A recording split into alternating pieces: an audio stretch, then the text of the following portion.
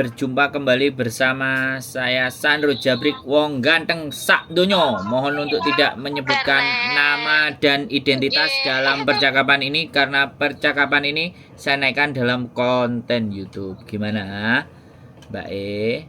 Boleh. Ini mau sharing-sharing aja sih, Kang. Sharing apa, Mbak? Sharing uang, sharing duit, atau sharing pinjaman modal atau gimana? Bukan, sharing mau ke sana itu loh, kan bikin visa turis gitu. Visa itu turis. Gimana? Iya.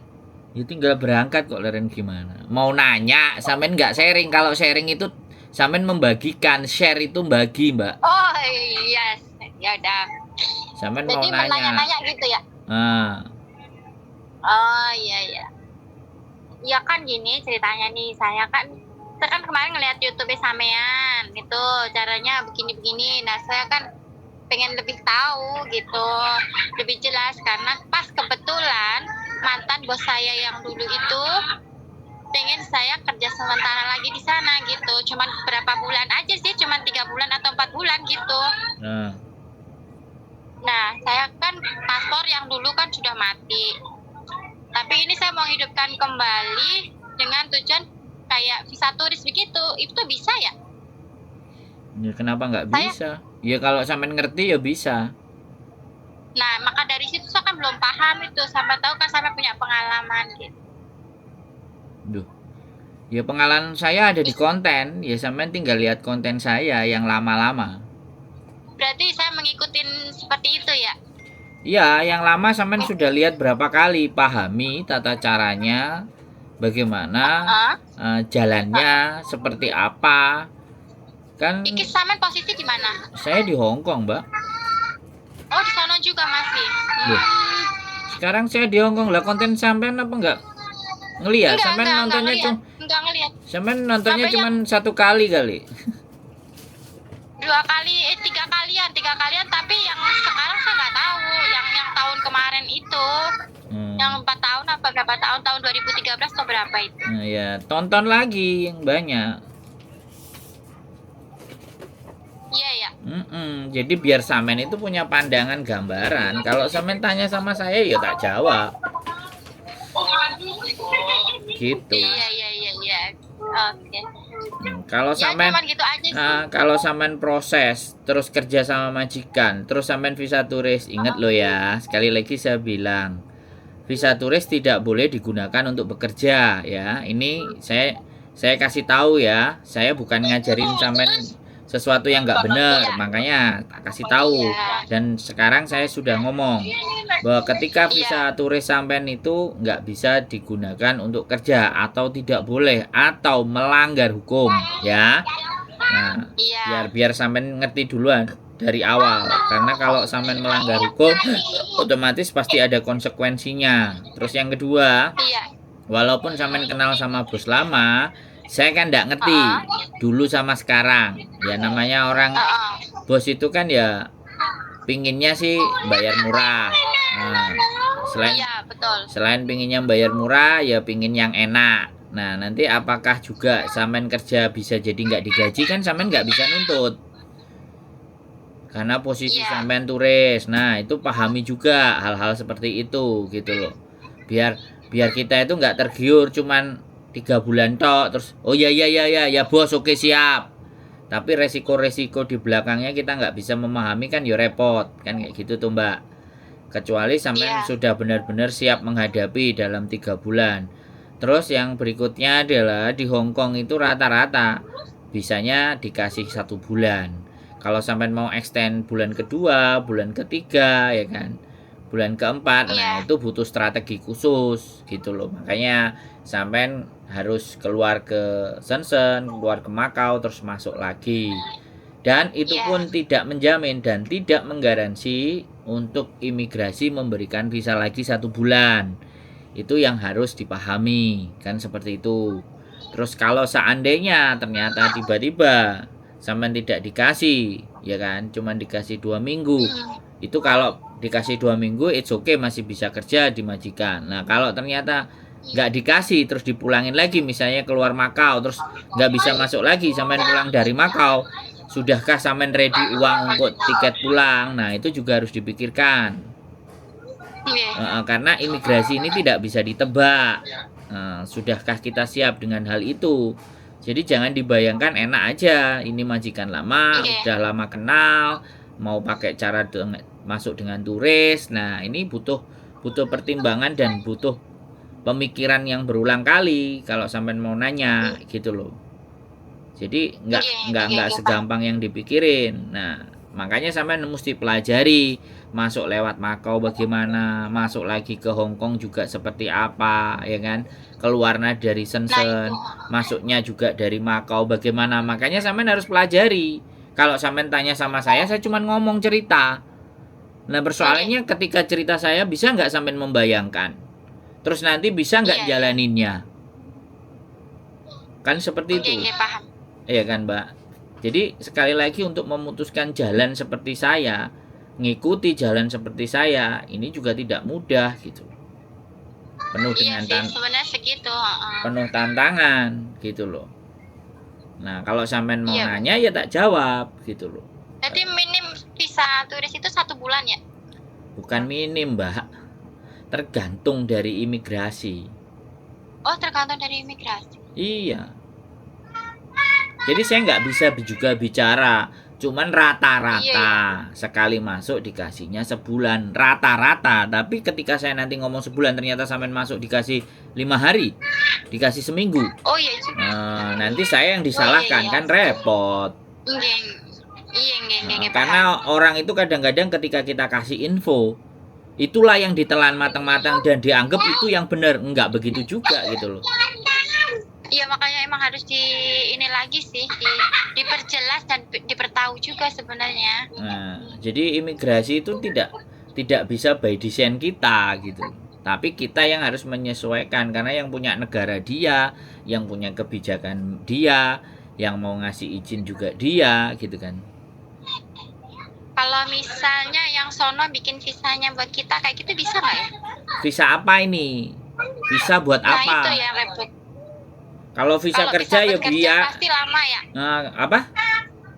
Kalau visa kerja misalnya lama ya? Enggak, visa kerja itu jenis apa, Mbak? Kerja asisten rumah tangga kah? Kerja profesional kah? Atau kerja apa? Ini harus sampean perjelas lagi. Gitu, misalnya kerja rumah tangga lah. Ya kalau kerja rumah tangga kan sudah jelas. Sampean masuk lewat PT, program. Oh gitu. Kalau nggak lewat kayak gitu nggak bisa ya? Kenapa? Kalau nggak lewat agent atau lewat PT tuh nggak bisa ya? Ya kalau sampean bisa silahkan bikin aja. Kalau sampean bisa sendiri sama majikan, nggak usah lewat agent dan PT. Majikan itu punya perusahaan nggak? Terus perusahaan mau hire lah, sampean kemampuannya apa? Nanti itu imigrasi kan punya syarat-syarat. Imigrasi sononya. Iya lah, syarat-syaratnya kan harus dipelajari oleh majikan sampean. Sampean punya syarat-syarat yang diminta itu enggak gitu loh. Ijazahnya, semuanya kan kayak gitu tuh. Kalau cuman kerja 3 bulan, ya kan, proyeknya apa? Kalau majikan sampean jelas dan benar-benar mau sampean, ya pastinya dia akan berjuang dan berusaha. Jadi yang usaha majikan bukan sampeannya. Oh gitu. Ya iya no. Yang bukan kemarin sih bilangnya ya udah bisa kalau kamu mau ke sini nanti saya bantu. Dia bilangnya begitu. Bantunya apa? Tanyain gitu loh. Kamu bisa bikinin visa ke saya, gitu aja loh. Oh begitu aja ya. Berarti kalau dia yang bikinin visa tuh maupun 2 bulan 3 bulan itu bisa ya? Kalau misalnya dia bilang saya mau membantu buat kamu kerja di sini cuma 2 sama 3 bulan gitu, berarti bisa ya? Ya bukan masalah bisa dan tidak, sampean juga harus bertanya sama dia bisa apa enggak gitu loh. Kok nanyanya ke saya kan gitu toh, Mbak? Tanyakan ke majikan gitu loh. Yang butuh sampean itu sampeannya apa majikannya? Enggak, misal ada iya sih yang butuh, iya benar. Enggak mas perkiraan begitu kan ada yang orang mungkin seperti itu atau kejadian seperti Nggak itu ada. gitu. Dia mau bikin, tapi yang bikin majikannya gitu. Loh, kalau yang anak-anak proses mau diambil majikannya, ya majikannya datang ke agent. Ngomong sama agent. Nah, agent ngubungi PT, sampai dibawa ke PT, diproses sama PT, ya ID rekom, medikal, semuanya. Ya seperti biasa. Sampai potongan kayak gitu. Kayak proses Ya, biasa teman-teman kalau mau ART. Tapi kalau mau dia aman ya. kalau dia menjadikan sampean untuk jadi sekretaris pribadi, menjadikan sampean sebagai sales, nah itu visanya beda lagi, biar dia yang urus. Wong dia yang butuh kok. Oh, iya. Karena kemarin dia sempat nanya sama saya, gimana caranya? Kayak gitu saya juga nggak tahu. Saya Ya juga tanya bingung. Apa saya yang imigrasi, ngurus sampean apa? jawab gitu, jangan cuman nggak tahu, tanya imigrasi bagaimana cara ngambil orang gitu loh. Dia kan mantan majikan itu kan dia pasti tahu. Oh, iya. Berarti dianya yang harus tanya ke imigrasi Iya ya? dong. Oh, iya. Kalau Soalnya enggak kemarin dia sempat suruh tanya datang ke gitu. agent. Kalau ke agent nanti jatuhnya dia ngurusin sama agent lagi. Dia maunya diurus sendiri. Ya urus sendiri, dia tanya ke imigrasi. Oh, nanti langsung datang ke imigrasinya. Ya Saya mau ngambil tanya. ini, pasti mau ngambil orang ini cuman berapa bulan buat saya gitu. Apa syaratannya gitu ya? Iya. Dia yang mau, dia yang usaha dong. Jangan sampean yang Iya. usaha. Iya, soalnya sempat nanya begitu, dan dia nggak tahu caranya gimana. Saya juga nggak tahu caranya gimana. Makanya saya itu nyari-nyari di YouTube kemarin. Nah, kebetulan lah ketemu sampean. Pas alhamdulillah sampean ada nomornya. Saya nyoba hubungi sampean gitu. Pengen tahu lebih jelasnya kan. Mungkin sampean udah lama di sana nih. Ya kemarin sempat ngeliat konten yang terakhir tapi nggak sempat karena datanya habis. Jadi pas kebetulan udah nge-save nomornya sampean gitu. Ya nonton lagi Iya nanti deh, cari kalau informasi. cari gratisan wifi di mana gitu kan. Pahami lagi. Siap. Loh lah iya, aku tahu Indonesia memang Oke. kayak gitu. Makanya kadang-kadang Indonesia yang ditonton sama anak-anak TikTok, kalau nggak TikTok Facebook karena kuotanya nggak habis banyak. Tapi kalau di Ya, itu YouTube kan anak muda. kelar gitu. Duh, orang tua juga Iya, nonton iya. TikTok, Mbak. Jangan disalahin, orang tua malah jualannya di TikTok, Mbak. Gimana sih? Iya sih, TikTok ini benar. untuk segala umur. Jangan kita nganggep TikTok itu hanya untuk anak-anak Paling muda, muda, nggak bisa begitu. Iya. Sekarang banyak informasi-informasi juga masuk ke TikTok. Hal-hal yang positif, betul. hal-hal yang penting itu kadang-kadang informasi-informasi yang akurat, tapi kembali lagi sosial media, ya kan? Yang orangnya nggak jelas, orangnya yang mana, orangnya seperti apa, ngasih Iya sih, infonya. itu kan memang membantu lah ibaratkan. Sudah membantu lah sampean juga kan ibarat kontennya sudah membantu juga menurut saya. Ya alhamdulillah buat wawasan saya juga gitu. Jadi silahkan majikan suruh datang ke imigrasi, suruh nanyain. Kalau dia nggak mau lewat agent, kan beres toh. Orang Hongkong kan pasti tahu, mesti ngerti, apalagi imigrasi. Tapi kalau dia ke imigrasi aja males dan rasa-rasen, ya sudah. Iya benar-benar Kita kan ya nggak udah. paham. Makasih ya Kang, itu emang nanti saya coba ngomong begitu sama yang di sono. Siap. Gimana. Dan terima kasih banget udah ngebantu saya buat informasi inilah ibaratnya dari itu. Siap. Dapat wawasan saya. Makasih. Dah, gitu aja ya Kang. Makasih ya. Oke, sehat selalu. Ya, sehat selalu juga. Sukses di sana ya Kang. Ye, bye-bye. Assalamualaikum. Bye. Oke teman-teman semuanya, majikannya mau cuma 3 bulan. Wah, pakai aturan yang mana ini? Pakai cara yang mana ini? Ya kadang-kadang tuh begitu teman-teman ya. Teman-teman itu harus tahu posisinya. Yang mau siapa, ya kan? Kalau dia maunya pakai cara apa? Maunya cuma 3 bulan dan bagaimana? Nah itu kan sekali lagi ya kan. Sekali lagi kita nggak bisa. Belum tentu juga orang Hongkong itu juga tahu aturan, tahu tata cara, itu belum tentu juga. Banyak sekali yang menikah sama orang Hongkong ketika ditanyain dokumen dan administrasi dan segala sesuatunya aja yang disuruh nanya si mbaknya. Jadi kan kalau udah kayak gitu itu bukan berarti yang mau yang memang kepingin nikah kan yang perempuannya kalau dicari kayak gitu. Kalau suaminya benar ya suaminya yang cari-cari info, terus mau jalan kemana, mau apa. Kalau nggak bisa baru ditanyakan. Banyak sekali seperti itu sih. Buat teman-teman sekali lagi, bekerja dengan menggunakan visa turis ini pelanggaran, saya bilang. Ya walaupun loh ya, saya dulu pernah melakukan hal itu. Walaupun ya saya pernah juga, makanya saya sampaikan memang itu sesuatu yang tidak boleh dan dilarang. Tidak di Hong Kong aja, di negara manapun terus jadi turis kemudian bekerja itu memang tidak boleh. Yang dinamakan turis itu yang melancong.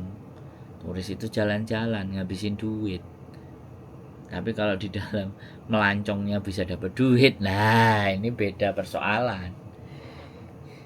Jadi dia bisa memanfaatkan situasi dan keadaan gitu loh. Jadi kan hari-hari ini itu kan banyak yang jalan-jalan sambil bekerja gitu loh, jalan-jalan sambil bekerja. Misalnya apa ya, konten kreator itu jalan-jalan sambil bekerja, jalan ke kota mana, ke daerah mana, bikin video, bikin kontennya diunggah ya bisa cair. Nah itu kan sudah dunia era modern kan seperti itu. Terus bisa jadi ya kan perusahaan Indonesia ingin memasarkan satu barang ke Hong Kong, melihat situasi dan keadaan, datang dulu pakai turis, ketemu meeting dengan A B C D E F G H I J. Itu kan artinya dia bekerja disambi jalan-jalan, atau dia jalan-jalan disambi kerja. Yang mana sekarang enaknya? Jalan-jalan sambil kerja atau kerja disambi jalan-jalan? Nah, dan dunia hari ini tuh memang sudah seperti itu. Sekarang kerja bisa auto remote, kerja nggak harus di kantor.